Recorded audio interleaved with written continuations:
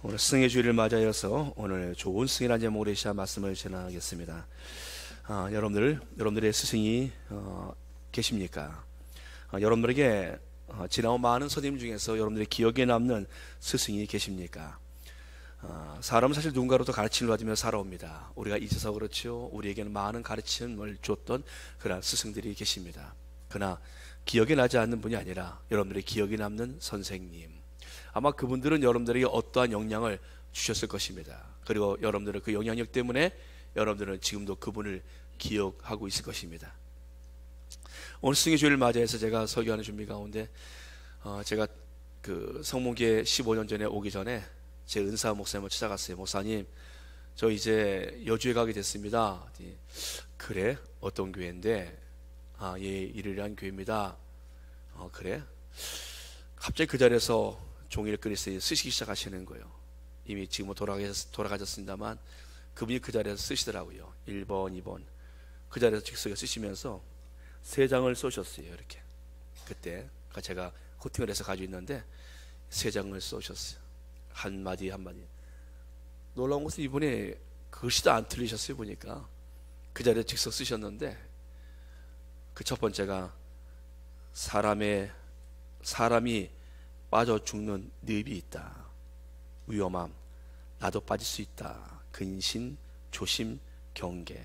목회는 사르눈판처럼 걸어가라.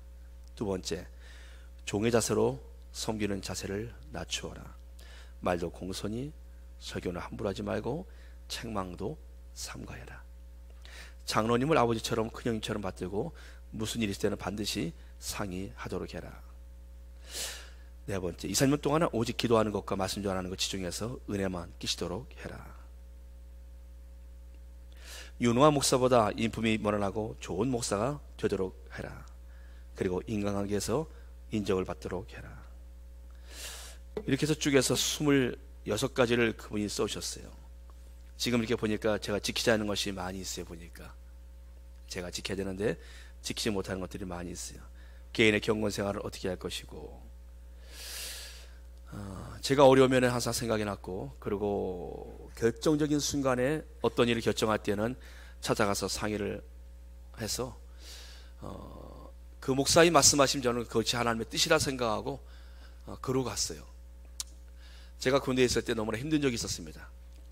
저는 군생활이 좀 특이했는데 전방에 들어가서 20개월 동안 있는 가운데 전방 생활이 너무나 힘든 거예요. 너무나 힘들어가지고 사람을 한 10달 정도를 못 본 것 같아요. 밖에 나가지 못하고. 그러다 보니까 제 스스로 문제가 생기더라고요. 휴가도 못 갔고, 전방에 있으면서 제가 갇혀 있는 시간이 있었어요. 근데 어느 날 꿈에서 목사님 나타나서 그러시더라고요. 저에게 갸륵한 아들, 하나님 이 아들을 지켜주십시오. 이 갸륵한 아들을 지켜주십시오. 제가 그날 이제 부대에서 잠에 깨어나서 그때 그 목사님의 그 기도 소리가 제 머릿속에 갸륵한 아들, 하나님 이 아들을 지켜주십시오. 이 아들을 지켜주십시오 했던 그 소리가 꿈에서 깨어나는데 불구하고 귀에 너무나 쟁쟁한 거예요. 그래서 제가 그 기도 소리에 제가 힘을 얻었습니다. 가자 제자고 나서 목사님, 그날 제가 굉장히 힘들었는데요. 그때는 목사님 살아계셨거든요. 목사님의 기도 소리가 제게 들려왔어요. 근데 목사님이 갸륵한 아들, 갸륵한 아들 하시는데 그렇게 기도하셨습니까? 그때 목사님이 웃으시더라고요. 그 기도가 제 귀에 속에 들렸고 저는 그때 힘들었던 시간을, 그 고비를 넘길 수 있었습니다. 여주에 와서 2년차, 3년차에 제게 이제 마음에 격동이 일어나기 시작했습니다. 이건 아니다. 이렇게 해서는 안 된다. 목사가 이렇게 해서 되겠는가? 뭔가 내가 할 말도 해야 되고, 당회라면 내가 장로님에게 어떤 말도 하고, 그리고 서로 조율이 돼야 되는 거지. 이건 아니다 라는 생각이 계속 드는 거예요. 근데 이 수위가 점점 너무 차오르는 거예요. 수위가. 그래서 제가 터지기 직전이에요. 더 이상 안 되겠다. 나도 좀 뭔가 할 말을 해야겠다라는 마음이 막 들고, 이 터지기 직전인데 그 당시가 한 3년 됐을 때요. 막 부글부글 터지기 시작하는데 주일날 제가 새벽 예배 마치고서 그 당시에 이제 들어가서 잠깐 눈을 붙였어요. 눈을 붙이는데 그때 목사님 말씀하시는 거예요. 꿈에서 참아라. 하나님이 다 아시니 참아라. 제가 우선 울면서 깼어요. 하나님 좀 못 참습니다. 목사님 좀 못 참아요. 제가 참을 만큼 참았는데 좀 못 참겠어요. 그런데 그날 제가 이제 그 꿈이 깼는데요, 마음이 얼마나 시원한지 다 풀렸어요. 양 참을 수 있을 것 같아요. 마음이 그냥 녹아버리는 거예요. 그때 그 고비를 또 제가 넘겼던 기억이 납니다. 그 목사님이 살아계시다라면 우리 교회가 문제 터졌을 때 아마 그 목사님은 저에게 큰 도움을 주셨을 거예요. 그 목사님이 그 당시에 계시지 않아서 제가 어려움을 풀 수 있는 길을 제가 찾지 못했지만, 그 목사님이 살아계시다라면 저에게 지혜를 주지 않았겠는가. 그 목사님이 써주셨던 이 부분들을 하나하나 읽을 때마다 그분이 얼마나 사랑하셨는가, 아들처럼 사랑했고 나를 얼마나 사랑했는가, 그분의 한마디 한마디가 여기에 다 기록되어 있는 것을 제가 모처럼 승유주의를 맞이해서 제가 읽어보았어요. 제가 한 번은 고집을 부린 적이 있었습니다. 고집은 다름이 아니라 제가 개척을 하면서 저는 이제 목사 고시를 준비했거든요. 근데 강도사 준비를 했는데 강도사 시험에서 제가 떨어진 거예요. 시험에 딱 떨어지는 순간에 제 마음속에 어떤 마음이 드냐면은 마음이 훅 받치면서, 뭐야 이거, 하나님, 제가 지금 목회를 이렇게 지금 막 개척을 하고 있는데 하나님 저에게 합격해 주셔야지, 떨어지게 하시면 어떡합니까? 그래요? 알았습니다. 저 그러면은 평생 전도사 하겠습니다. 저 목사 안 합니다. 그리고 제가 전도사로 오랜 세월을 보냈어요. 친구들은 나 목사가 됐습니다. 근데 저는 전도사였어요. 개척을 하는데 성도들이 늘고 있는데 저는 성례를 베풀거나 세례를 줄 때나 성찬식을 할 때는 친구 목사님을 연락해서 불러야 돼요. 축도를 못합니다. 주기도문 예배를 마쳐야 됩니다. 친구 목사님 와서 말합니다. 목사님 얼른 시험 봐서 얼른 목사 안수 받아야지. 내가 그랬어요. 그런 소리 하지 마. 전도사도 얼마든지 교회를 잘 할 수 있다는 것을, 전도사도 설교를 잘 할 수 있다는 것을 내가 샘플로 보여줄 것이야.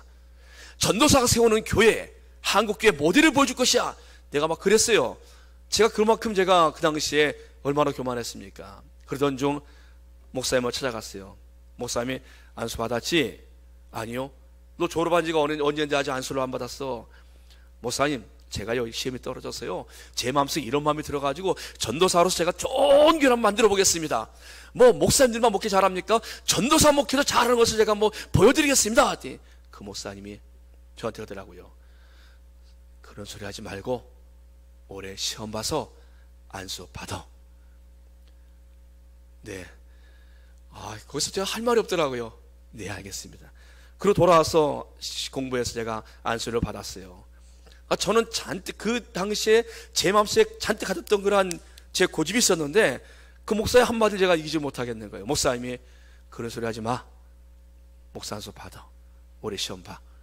그 말씀 앞에 제가 네하고 순종하고 안수를 받았어요. 안 그랬으면 저 지금까지 전도사일지 몰라요. 그 목사의 한마디가 그 당시 제가 목사가 되어졌어요. 저에게는 그렇게 영적인 그러한 영향을 줬던 그런 분이셨지요. 여러분들, 여호수아가 나가 전쟁을 합니다. 아말렉과 전투를 합니다. 아말렉은 잔뜩 준비를 하고 공격을 한 겁니다. 여기 무방비 상태야. 무방비 상태. 이제 애굽에서 노예들을 끌고 나왔습니다. 이들이 무슨 전투력이 있어요. 아이들, 노인들 뭐 다 섞여서 오고 있습니다. 근데 아말렉이 지금 치고 들어오고 있어요. 그것도 후미부터, 가장 약한 것부터 치고 들어옵니다. 뒤쪽은 비록 연약한 사람들이 처져 있는 부분들 아니겠습니까? 근데 거기를 치기 시작합니다. 그때 모세는 여호수아에게 말합니다. 나가 싸워라. 여호수아가 네, 일어나가 싸워요. 왜요? 여호수아는 모세가 말하면 되는 줄 믿었어요. 그리고 모세는 산 위에 올라갑니다. 그리고 산에서 그는 손을 들고 기도합니다. 여호수아는 전쟁을 하다 말고 힘들면은 모세를 바라봅니다. 우리 선생님이 기도하는 그 손을 바라보고 그다 힘을 얻고 또 싸웁니다. 근데 선생님 손이 내려가면 싸움을 지는 거예요. 그분의 선생님의 손이 올라가면 이기는 거예요. 그러니까 여호수아는요, 그 싸움이 자기의 칼끝이 아니라 우리 선생님의 기도의 손끝에 있음을 그는 알았어요. 그래서 그는 여호수아는요, 모세 선생님 믿고 나가서 그 전투에 나가 싸운 겁니다. 여러분들, 여호수아에게는요 영적인 그러한 그의 스승이 있었습니다. 엘리사는요 엘리야라는 선생님이 있었어요. 그러게 엘리사는 꿈을 꿨습니다. 우리 선생님처럼 내가 이런 사역을 했으면 좋겠다. 여러분들, 꿈이 있었어요. 엘리야를 바라보고 그는 꿈을 꾸기 시작합니다. 그래서 이와 같은 말을 해요. 선생님, 저에게 선생님이 갖고 계신 그 능력을 저도 2배나 받아서 선생님처럼 멋지게 살고 싶어요. 멋지게 살아가고 싶어요. 근데 엘리야가 말해요. 엘리사야, 나도 너에게 죽었을지만 그건 내 마음대로 되는 것은 아니고 내가 하늘로 하나님께로부터 올림을 받는 것을 보면 너도 그렇게 될 것이다. 그리고 그 말을 해줍니다. 여러분, 엘리야와 엘리사의 관계를 보십시오. 얼마나 엘리사가 선생님을 보고 꿈을 가졌는가. 여러분, 바울에게도 제자가 있었습니다. 바로 디모데입니다. 스승의 주일을 맞이해서 여러분들 나에게 스승이 있는가를 여러분들 질문하고 있는 겁니다. 나는 지금 누구의 가르침을 받고 있는가. 그 스승된 그 바울은 연약한 디모데를 위해서 그는 디모데전서 디모데후서를 거기서 씁니다. 자주 나는 너의 위장병을 위해서 포도주를 가끔 마시도록 하거라. 그는 유약한 아들이라고 말합니다. 그러나 바울의 마음속에는 그는 사랑하는 제자이지만 영적 아들이라고 사람들에게 소개해요. 내가 디모데를 보냈더니 디모데를 너희들이 두렵게 하거나 그를 힘들게 하지 말아라. 그리고 글을 써서 편지 써서 보내기도 합니다. 여러분들, 바울에게는요 자식이 없었지만 디모데가 자식 같은 사람이었어요. 그 디모데는 그 사역을 잘 감당합니다. 여러분들, 좋은 스승 밑에 좋은 제자가 있는 거 당연한 것이죠.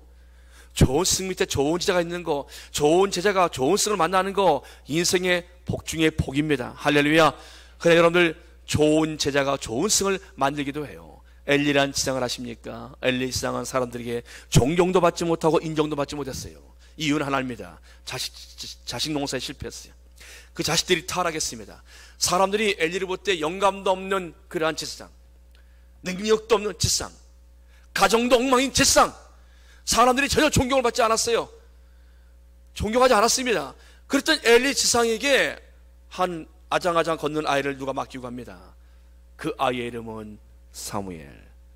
엄마가 와서 말합니다. 한나가 와서 내 아이는 이제 젖을 띄었고 이제 말귀 조금씩 알아듣습니다. 내가 하나님께 서원한 대로 내가 당신께 이 아이를 맡깁니다. 그리고 제가 때가 되어지면은 아이의 옷은 제가 챙겨오겠습니다. 이러고 아이를 맡겨요. 여러분들, 그 아이가 아장아장거리면서 제사장이 아빠인지 제사장 할아버지를 향해서 사무엘이 아빠처럼 그를 따르지 않았겠습니까? 어느 날 사무엘에게 하나님이 오셔서 말씀하십니다. 사무엘아, 사무엘아.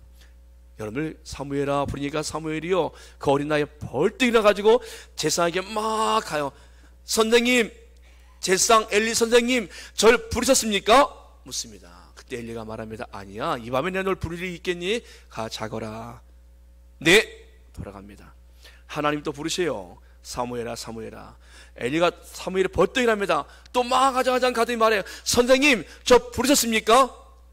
여러분들, 부르면 잘 옵니까? 자녀들이? 부르면 빠딱빠딱 자다 일어납니까? 여러분, 부르면 아이들이 말 잘 듣습니까? 여러분, 저는 사무엘을 보면서 참 얼마나 싸기 좋습니까? 아니, 그 아이가 자다 말고 일어나서 부른다고 가겠습니까? 귀찮아고 못 들은 척하도. 여러분, 어떻습니까? 여러분들, 자녀들은 부르면 잘 반응을 합니까? 얘야, 그러면 예 아빠, 예 엄마 달려옵니까? 사무엘은 또 들려옵니다. 사무엘아, 사무엘아. 사무엘이 또 벌떼에서 합니다. 엘리사장님, 저 부르셨습니까? 여러분들, 세 번째는 아니야, 이건 잘못 들은 것일 거야, 아니야, 잠이나 자자, 이러지 않았어요. 그는 세 번째도 와서 말합니다. 그때 엘리가 이와 같은 말을 해요. 사무엘아, 하나님이 너를 부르시는 것이다. 한때 나도 하나님 날 부르셨지. 그리고 하나님 내게 말씀을 하셨지. 하나님 내게 말씀하셨고 내가 그 말씀을 받아서 백성들에게 전하였었단다. 근데 오늘 하나님 너를 부르시는 것 같구나. 이번에 만약에 그런 소리가 들리면은 하나님 말씀하십시오. 주의 종이 듣겠나이다. 그렇게 보거라. 네, 알았습니다. 돌아갑니다.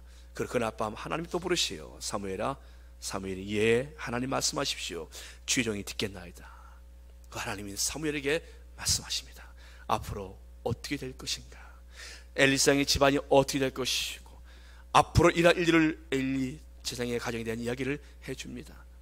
그 다음에 아침에 일어나서 말해요. 엘리가, 사무엘아, 너 어젯밤 하나님 음성 들었지? 네. 하나도 빠짐없이 다 말할 수 있겠니? 네. 다 이야기합니다. 알고 보니까 자기의 집안을 하나님이 벌 주시겠다는 말이에요. 엘리상 제상집이었지라도 하나님 범죄한 세상 집안을 하나님이 벌 주겠다고 하나님 말씀하시는 겁니다. 그때 엘리가 같이 말해요. 하나님은 선하신 뜻대로 하실 것이다. 여러분, 사무엘이란 사람이요, 다른 사람들은 다 존경하지 않았지만 사무엘이란 사람은 그는 스승 엘리로부터 귀한 것을 유산으로 받습니다. 하나님의 음성을 듣는 법. 왕을 세웠도 사무엘은요, 하나님의 음성을 듣습니다.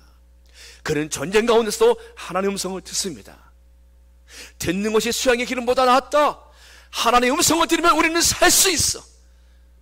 그는 하나님의 음성을 듣는 훈련을, 가장 귀한 유산을 당시 사람들의 손가락질했던 스승 엘리로부터 그는 받습니다. 여러분들, 좋은 제자가 좋은 스승을 만난 것이, 그 스승으로부터 좋은 유산을 받은 것입니다.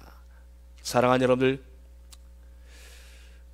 우린 스스로 깨닫는 것보다 누군가의 가르침을 통해서 영향을 더 많이 받습니다. 내가 갖고 있는 가치관, 위기 때 판단하는 위기관, 사람과의 관계 등 인생의 행복은 사실 여기 있습니다. 인생의 행복은 사실 이와 같은 것들을 학교에서 가르쳐주는 것이 아니에요. 사람은 인생을 살아가는 데 필요한 그 모든 것을 올바른 판단을 하고 자신의 삶을 풀어가는 방식은요, 학교에서 배우는 것이 아닙니다. 그는 누군가로부터 영향을 받아서 그것이 그 안에 가치관으로 형성되어지고 인간관계로 형성되어져서 그는 그것을 가지고 그대로 삶에 살아가는 거예요. 여러분들, 우리는 배운 방식대로 살아갑니다. 내가 배운 방식대로. 내가 전혀 배우지 않은 것을 행하지 못해요. 내가 어딘가를 통해서 뭔가를 듣고 배운 게 있어요. 그 방식대로 내가 오늘 판단하고 내가 그대로 살아갑니다. 사랑하는 여러분들, 사탄도 우리에게 안 좋은 그러한 영향력을 집어줄 수 있어요. 여러분들, 사탄도 안 좋은 사상을 우리에게 집어넣어줄 수 있습니다. 사탄이 얼마나 공격을 하는지 아십니까? 내가 이것을 먹나리는 하나님같이 지혜로워하죠. 기가 막힌 말을 집어넣잖아요. 그 말을 따라가니 망한 것이지요. 사단도 우리 안에서 지금 제잘거리면서 우리의 영혼을 공격할 수 있다는 것이에요. 사랑하는 여러분들, 우리 인생에 가장 큰 영향을 준 분은 누구십니까? 우리의 부모들입니다. 태어나서 엄마 아빠를 가르쳐 주셨고, 밥 먹는 법, 젓가락질하는 법. 젓가락질하면 누구한테 학교에서 배웠나요, 여러분들? 가정에서 엄마한테 아빠한테 배운 거예요. 젓가락질하는 법이에요. 밥을 먹는 법도 배웠고요. 그리고 화장실 가는 법도 배웠고요. 그리고 쉬하는 법도 배웠고요. 여러분들, 어렸을 때 부모님이 쉬하는 거 기억 안 났습니까, 여러분들? 기억 안 남아요? 예, 기저귀 떼지 않습니까? 그렇게 하고. 여러분들, 다 배운 거요. 부모님이 다 가르쳐 준 겁니다. 그리고 때가 되지 학교를 갑니다. 학교에서 가서 또 배웁니다. 전 학교에서 가서 유난히 전 학교 선생님한테 많이 매를 맞은 사람 중에 한 사람이에요. 저는 제가 얼마나 개구장이었는지요. 매를 많이 맞았어요. 어느 때 맞아가지고 학교 계단 올라가는데 막 걸으면 안 돼서 이렇게 기어올라 앉아 있었어요. 제가 얼마나 개구장인지 아십니까? 근데 그렇게 매를 뗐던 선생님들이 지금 미운 마음이 하나도 안 들고요. 보고 싶어요. 근데 그냥 지나간 선생님들이 기억이 별로 안 남아요. 저는 그냥. 근데 그렇게 그분이 저를 붙잡아 주려고 그렇게 관심을 갖고 사랑으로 다가갔지만 제가 말 안 듣니까 멜렸던 선생님들은 제 기억에 생생하고 지금도 제 마음속에 그림으로 남겨져 있어요. 만일 오늘날에 어떤 선생님이 저에게 이렇게 마음을 쏟듯이 사랑을 쏟고 관심을 쏟고 매를 댔다면 아마 그 선생님은, 오늘날에 그 선생님이 있다면 그 선생님은 학생 인권조례법에 의해서 선생님 아마 못할 겁니다. 오늘 선생님들의 교권이 얼마나 무너졌는지요. 아이들이 학교 가서 지식은 배울지라도 인생에 살아가는 방식은 거의 배우지를 못해요. 정말 선생님부터 배워야 할, 선생님들한테 배워야 할 것들을 배우지 못하고 지식만 배우는 거예요. 그러니까 아이들이 자고 학원 갑니다. 학원 가서 공부한다는 거예요. 학교에서는 배울 게 없다는 겁니다. 선생님을 때립니다. 기간제 교사라고 때리니까 아이들이 뒤에서 키득키득거리면서 영상으로 찍어서 그걸 또 올려놓은 것을 보십시오. 선생님을 때린다니까요. 선생님이 말합니다. 그만해라, 그만해라, 그만해. 네. 애들이 재밌잖아요. 때리는 거예요. 선생님은 빗자루가 때리는 거예요. 뒤에서 아이들은 키키거 웃으면서 그걸 찍어가지고 올려놨어요. 얼마나 충격적입니까? 저희 때는 아무리 밖에서 그렇게 망나니처럼 그런 아이들도 학교에 오면 선생님이 매를 들면 무조건 꼼짝 못했어요. 그 아이들이요, 선생님이 매를 들면 그 앞에서 꼼짝없이 매를 맞았습니다. 선생님들의 권한이 절대적이었습니다. 그 선생님이 아무런 힘으로 하면 약하고 떠나서 선생님이기 때문에 매를 들면 우린 당연히 맞는 거예요. 이게 우리 자랄 때 제 기억 속의 모습이에요. 그래서 학교에서는요, 선생님들이 이걸 딱 차고 완장 차시고 그러고 노트 하나 들고 펜 들고 유흥없이 단속 올라갑니다. 단속 올라갔어요. 오늘날에 상상을 하겠습니까? 절대는 단속 나갔다니까요.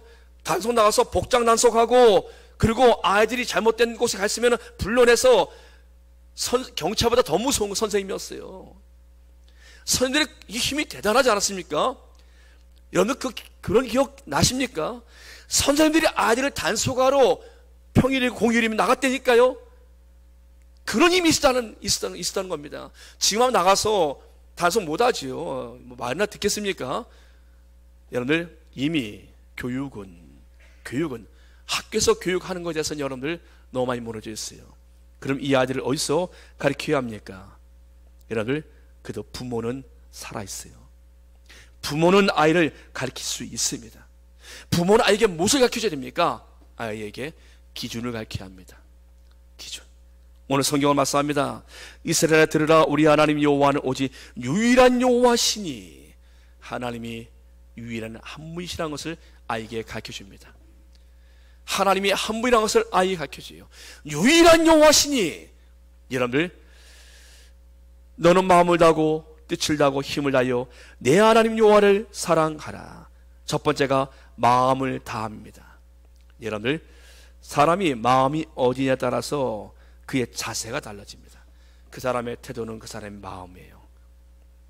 여러분 똑같은 음식 재료 가지고 음식을 만들어도요, 마음이 쏟아져서 음식을 만드는 것과 그냥 만드는 것과는 다릅니다. 똑같은 건축 자재를 가지고도요, 마음을 다하여 건축한 것과 그냥 막 건축한 것과는 이게 다른 모양이 나옵니다. 여러분 마음이 얼마나 중요한지 아십니까? 우리의 마음이 어디에 있냐를 하나님은 보신다는 겁니다. 마음이 그 사람의 삶의 자세를 결정합니다. 하나님 앞에 나와서 똑같이 앉아서 똑같은 시간에 우리가 예배를 드립니다. 그러나 마음을 다하여 드리는 예배의 사람들이 있다는 겁니다. 하나님은 그들을 찾으신다라는 거예요.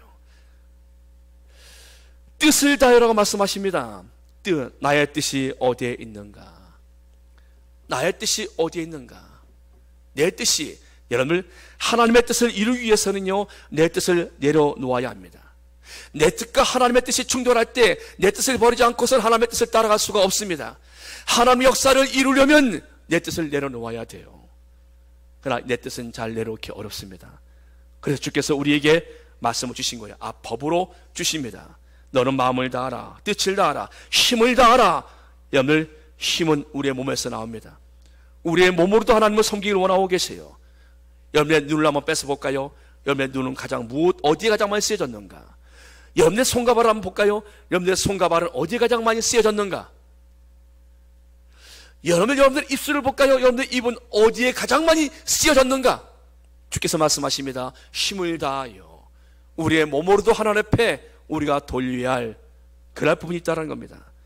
여러분들 이것을 하나님께서는 이스라엘 백성들에게 내 자녀에게 부지런히 가르치며 집에 앉았을 때든지 길을 걸어갈 때든지 누워있을 때든지 일할 때든지 이 말씀을 강론할 것이며, 아예 이 말씀을요 그들이 어디 있든지 간에 알 수 있도록 기준을 세워주라는 거예요. 부모는 자녀에게 기준을 세워줘야 합니다. 스승은 학생에게 기준을 세워줘야 합니다. 어떤 것이 옳은 것인지 그 기준을 세워줘야 한다는 것이에요. 그 못은 우리의 어른들의, 스승들의 못이에요. 세워졌지만 따르지 않고 잘못되는 것은 그 가르침을 받는 자녀의 못이지만 기준조차도 안 세워졌어요. 이럴 때 내가 어떻게든지 가르쳐준 적이 없어요. 내가 이럴 때 내가 어떻게 살아야 되는지 가르쳐준 적이 없어요. 삶의 기준이 없어요. 여러분들 그것은 부모의 책임이에요. 부모는 스승입니다. 그러기에 그 자녀에게 확실한 기준을 세워줘야 합니다. 그리고 그가 어떻게 삶을 살아야 되는지를 가르쳐줘야 합니다. 주께서 말씀하십니다. 너는 마음을 다하고 뜻을 다하고 힘을 다하여 내 하나님 여호와를 사랑하라. 하나님 사랑을 가장 으뜸해 주셨어요. 예수님은 이 부분을 가지고 이것은 가장 큰 계명이니 둘째 계명이 또 있다고 말씀하십니다. 그것은 바로 내 이웃을 내 몸과 같이 사랑하라. 여러분들 하나님을 사랑하는 것이 첫 번째 계명이라면 두 번째 계명은 이웃을 사랑하는 것이라 말씀하시요. 여기서 우리는 생각할 것입니다. 하나가 빠졌네요. 하나가 빠졌어요 목사님. 뭡니까? 자기 사랑. 왜 나를 사랑하는 것은 왜 뺐었습니까? 여러분들, 하나님을 사랑하고 이웃을 사랑하는 사람은요, 자기를 정말 사랑하는 사람이에요. 하나님을 사랑하고 자기 사랑하는 사람은 자기를 정말 사랑하는 사람입니다. 자기 존재를 사랑하는 사람은요, 하나님을 사랑하고 이웃을 사랑합니다. 이게 바로 자기를 사랑하는 지혜입니다. 그러나 이것이 바뀌어서 다 빠지고 자기만을 사랑하는 사람은 그 사람은 어리석은 사람이에요. 하나님도 모르고 이웃도 모르고 자기만을 사랑하는 사람은 어리석은 사람입니다. 그러나 지혜로운 사람은 하나님을 사랑하고 이웃을 사랑하는 사람. 하나님은 그래서 우리에게 하나님을 사랑하는 법을 알려주시요. 이것이 곧 나를 사랑하는, 나를 지키는 방법이기 때문이지요. 사랑하는 여러분들, 그래서 하나님은 우리에게 이와 같이 마음과 뜻과 힘을 다하여 하나님을 사랑하라고 말씀하십니다. 사랑하는 여러분들, 여러분의 삶의 가장 우선이 무엇입니까? 여러분의 삶의 기준이 어디에 있습니까? 여러분 무엇을 결정할 때 그 기준을 어디에 두고 합니까? 내가 기준이에요. 위험합니다. 여러분들 인생의 행복은요, 좋은 승은요, 내가 넘어져도 나에게 다시 일어설 수 있는 그런 지혜를 주시는 분, 내가 잘못된 길을 가면 그 길에 너 잘못된 길이야 라고 말해줄 수 있는 분, 정말 좋은 승 아닙니까? 오늘날 이런 승을 만나보셨습니까? 그가 잘못된 길을 가면서 불구하고 침묵하고 있다. 침묵은 방관이고 동조하는 거예요. 그래, 그렇게 가라고 하는 거예요. 그러나 그가 힘들지만 말을 해서 아니야, 그렇게 하면 안 되라고 말할 수 있는 그 용기 있는 스승이 여러분들에게 있으십니까? 사랑하는 여러분들, 인생의 행복은요, 관계에 있습니다. 내게 좋은 가르침이 있는가?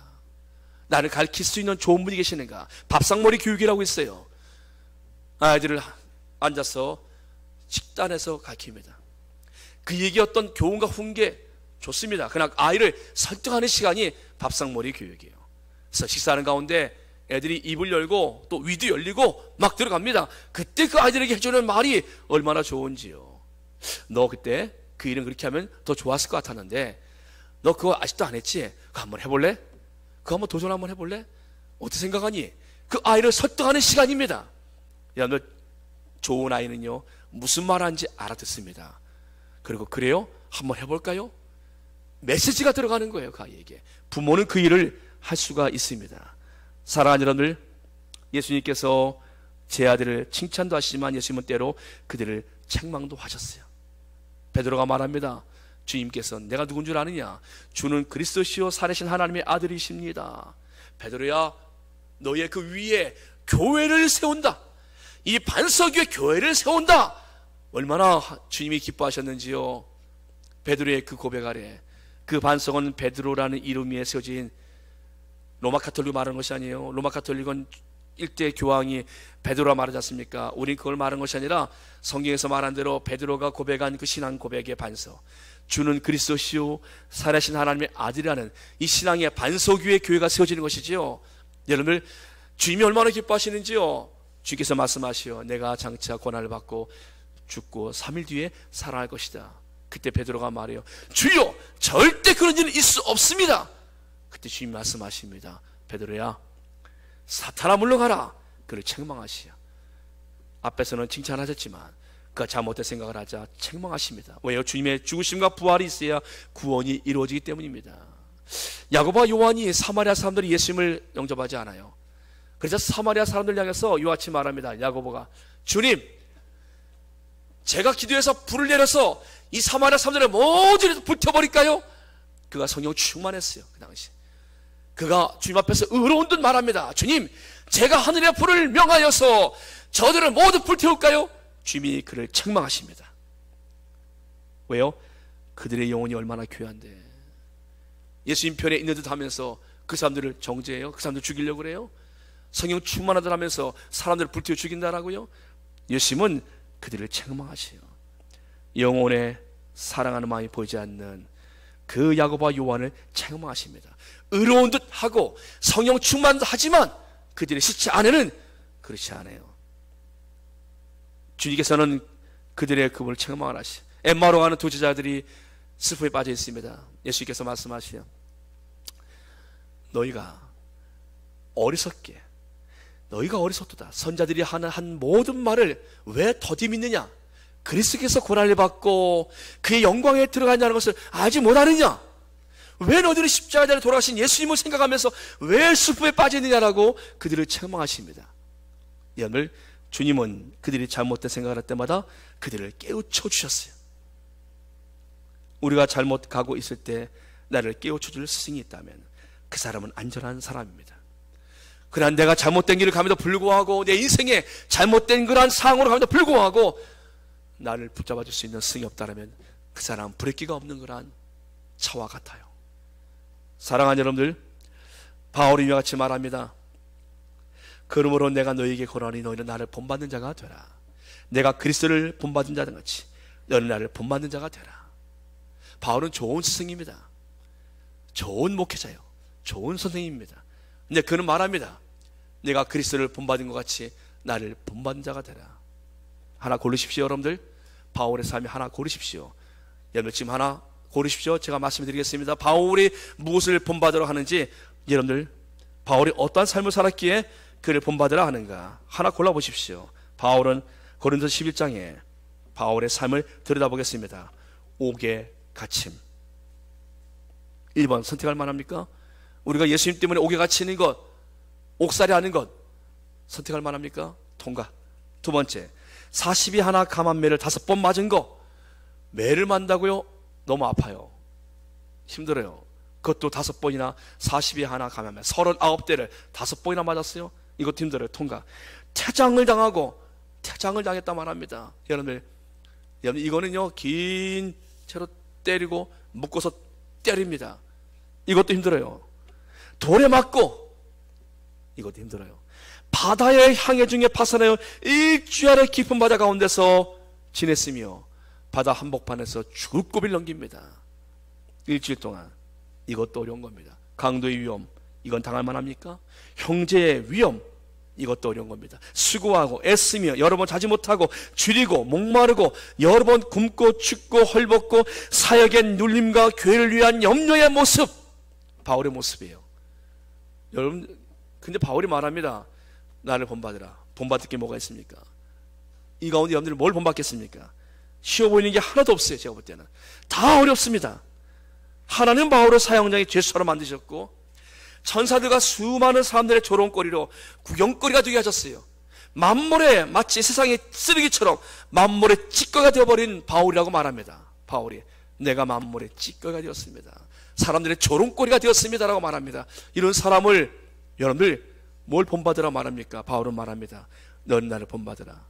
바울은 어떤 인물이었어요? 그는 가말리엘의 후손 제자입니다. 그는 가말리엘의 제자예요. 석학 중에 석학이었습니다. 근데 그런 그가 왜? 그는 로마의 시민권이 있는 부유층의 자제입니다. 그런 그가 왜? 그는 당시에 최고의 엘리트, 가장 좋은 그런 집안에서 살 수 있는 자예요. 그런 그가 왜 지금 이런 삶을 살아갑니까? 그에게는 그는 예수님을 만났어요. 예수님을 만나고 그는 더 높은 가치를 얻은 것입니다. 그가 알고 있는 그런 모든 것들을 예수 그리스도를 아는 지식 앞에서 다 배설물이 여길 만큼 그는 가장 귀한 것을 붙잡았습니다. 그러기에 그는 지금 말합니다. 이 모든 것, 그에게는 권력도 있을 수 있었고, 그는 권수도 따라왔었고, 그는 부도 따라왔었고, 그는 많은 지식이 있어도 불구하고 그 모든 것을 내려놓은 이유는 하나입니다. 더 귀하신 예수님을 그는 만났기 때문입니다. 할렐루야. 여러분들 정말 귀한 것을 그는 붙잡은 겁니다. 그는 그것을 말한 거예요. 본받는 자가 되라는 것은 자신의 인생에 자신이 만난 그 예수 그리스도를 본받으라고 그는 말씀하고 있는 것입니다. 자기가 예수님 만나고 변화된 것처럼 누구든지 예수님 만나면은 이와 같은 변화가 있을 것을 그는 지금 말해주고 있는 것이요. 나의 잘못과 나의 옳지 못한 생각을 걸어갈 때 내 곁에서 나를 붙들어 줄 수 있는 그런 스승. 여러분들의 인생 가운데 여러분들은 어떤 가치로 살고 있습니까? 우리 부모들에게는 자식들에게 분명한 가치를 보여줘야 합니다. 자녀는 부모의 말과 행실을 봅니다. 우리가 어떠한 가치로 살고 있는가는 생생히 나타납니다. 또한 여러분, 우리가 가르침을 받아야 할 위치에 따르면 우리는 겸손하게 가르친 자의 모습을 통하여 하나님이 내게 주신 분이라는 것을 믿고 그분을 통하여 좋은 영향력을 받으시길 주 이름으로 축복합니다. 바울의 모습, 그는 이와 같이 말합니다. 너를 인도하는 자들에게 순종하고 복종하라. 그들은 너희 영혼을 위하여 강성하기를 자신들이 청산할 자인 것 같이 하느니라. 그들로 하여금 즐거움으로 이것을 하게 하고 근심으로 하게 하지 말라. 그렇지 않으면 너에게 유익이 없느니라. 여러분들, 그래서 여러분들은 가르치는 자와 좋은 관계를 맺으십시오. 그것이 여러분들의 인생을 행복하게 만드는 길입니다. 그리고 여러분들, 갈라디아서 6장 6절을 말씀합니다. 가르침을 받는 자는 말씀을 가르친 자와 모든 좋은 것을 함께하라. 가르침을 받는 자들이 잘못되어지면요, 가르치는 자는 마음이 아픕니다. 그가 무엇이 잘못되었길래, 내가 무엇을 잘못했길래 그에게 그런 일이 벌어지는가? 내가 무엇을 잘못했기에 그 사람의 그런 사건이 벌어지는가? 마음이 힘들어요. 그러나 그가 잘 되어지면요, 마치 내가 잘 된 것처럼 너무나 기쁜 거예요. 이게 가르침과 가르침을 받는 자의 자세예요. 잘 되어지면요, 너무나 기쁜 거예요. 그러나 그 사람이 어떤 안 좋은 일이 있으면 힘듭니다. 왜 그런 일이 있는가? 그 사람의 인생 가운데 왜 하나님, 내가 뭘 잘못했길래 그 사람에게 그런 일을 하나님이 주셨습니까? 라고 가슴 아파하는 사람들, 사랑하는 여러분들, 가르친 자와 가르침을 받는 자의 모습입니다. 우리 모두가 우리의 영원한 스승 되시는 성령님의 가르침을 잘 따라갈 수 있게 주 이름으로 축복합니다. 하나님은 오늘도 성경으로 우리에게 말씀하십니다. 그리고 하나님은 오늘도 주의 종들을 통해서 우리에게 말씀하십니다. 하나님은 오늘도 우리를 사랑하는 우리의 선생님들을 통해서 우리에게 말씀하십니다. 우리의 사랑하는 부모님을 통해서 우리에게 말씀하십니다. 그 좋은 스승들을 통해서 여러분들이 좋은 영향을 받으시기를 주의 이름으로 축복합니다. 기도하겠습니다. 전능하신 아버지 하나님, 감사합니다. 스승의 주를 맞이하여서 우리를 지금까지 가르쳐, 지금까지 인도하고 우리 바른 길로 이끌어 이 자리까지 오게 하신 우리의 많은 스승들을 우리가 기억합니다. 하나님, 우리가 주 앞에 겸손하게 가르침을 기억하고 따라가도록 인도하여 주옵소서. 무엇보다 하나님 말씀이 우리의 기준이 되도록 인도하여 주옵시고, 그 말씀을 기준으로 그들을 가르치도록 인도하여 주옵시고, 하나님의 법 안에 거할 때 인생의 행복함을 그들에게 전하시도록 인도하여 주옵소서. 하나님, 우리의 모든 관계를 하신 하나님, 우리가 하나님 앞에 참으로 서로 가르치고 우리가 배울 때 배움에 자신 있는 사람은 겸손하게 따라오고, 가르치는 사람은 사랑하는 마음으로 그들을 가르칠 수 있도록 인도하여 주옵소서. 예수님의 이름으로 감사하며 기도드리옵나이다. 아멘. 주님 말씀하시며 찬양합니다. 주님 말씀.